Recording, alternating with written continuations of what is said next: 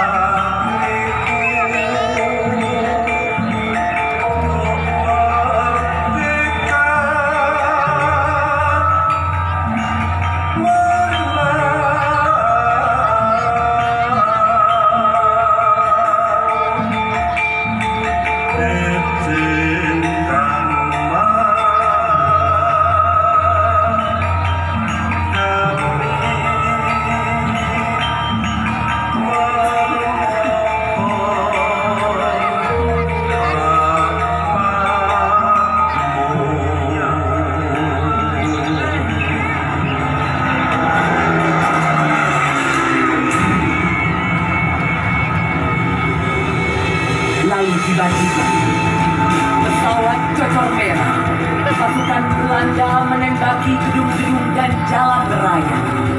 Rakyat Jogja berlarian, mereka menyelamatkan diri, dan terdengarlah ledakan bom yang berbahaya mengguncangkan dada dan seluruh wilayah Yogyakarta.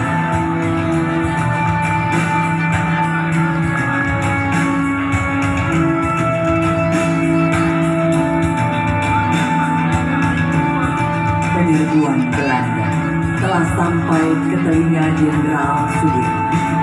Jenderal Sudirman yang saat itu dalam keadaan sakit segera bangkit dari ranjang dan memerintahkan Suparjo Rustam untuk melapor kepada Presiden Republik Indonesia Soekarno yang saat itu sedang berada di Gedung Agung Yogyakarta.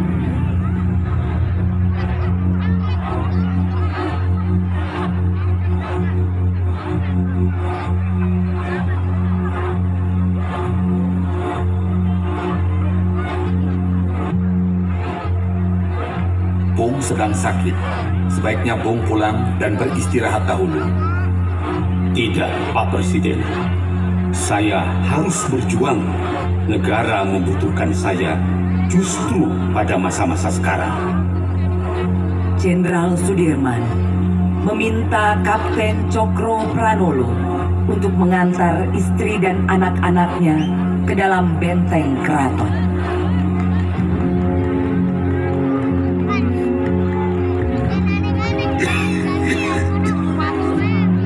Jangan sekali-kali di antara tentara kita ada yang menyalahi janji, menjadi pengkhianat nusa, bangsa, dan agama. Cukuplah mereka menanggung banyak luka dari peperangan yang sudah berlangsung lama. Jangan sekali-kali membuat rakyat merasa terbebani oleh kita. Cukuplah mereka memikul beban atas banyak kesengsaraan yang telah ratusan tahun menimpa.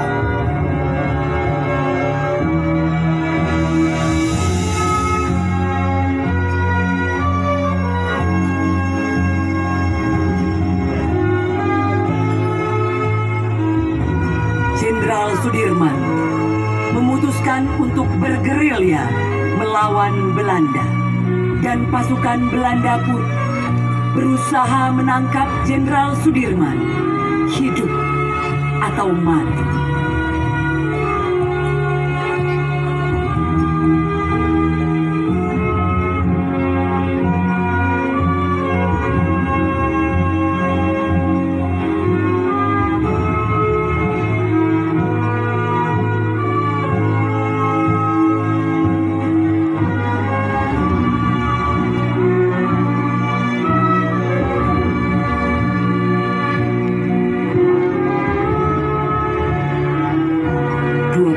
Desember 1948, pasukan Jenderal Sudirman tiba di Kediri.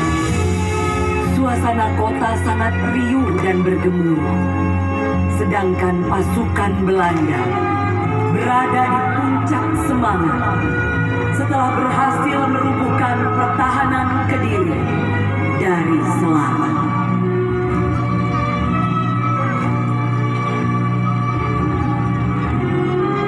Jenderal Sudirman sangat ahli dalam strategi mengecoh lawan. Berkali-kali pasukan Belanda menyerang markas Jenderal Sudirman, namun gagal menangkap sang jenderal.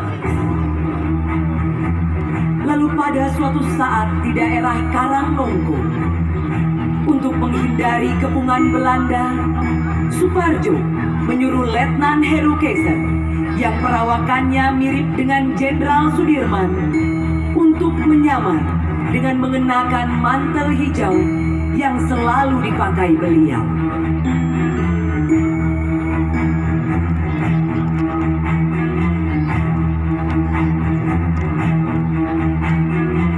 Itu Sudirman!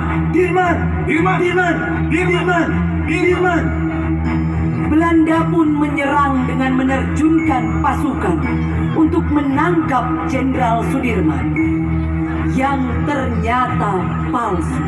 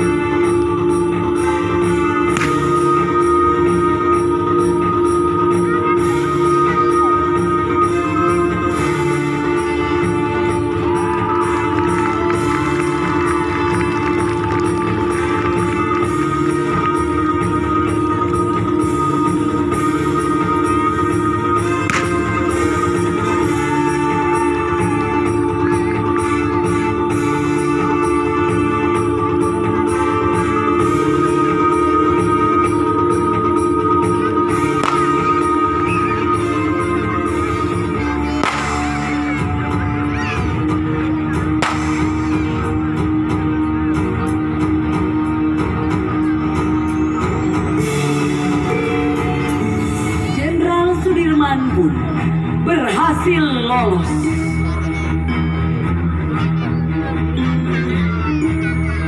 Jenderal Sudirman dan pasukan telah sampai di daerah Sedai. Jenderal, kita dikepung Belanda. Kita tidak bisa kemana-mana. Tenang, mari kita semua berzikir. Jenderal Sudirman dan pasukannya memakai sarung melantunkan zikir.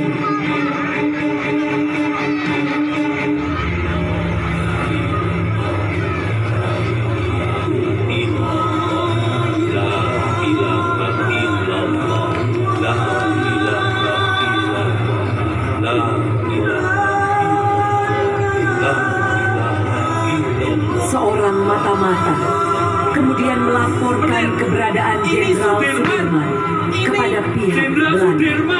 Nei, itu bukan Sudirman. Godverdomme. Ini Sudirman. Nei, Ini Sudirman bukan seperti itu. Kamu berbohong.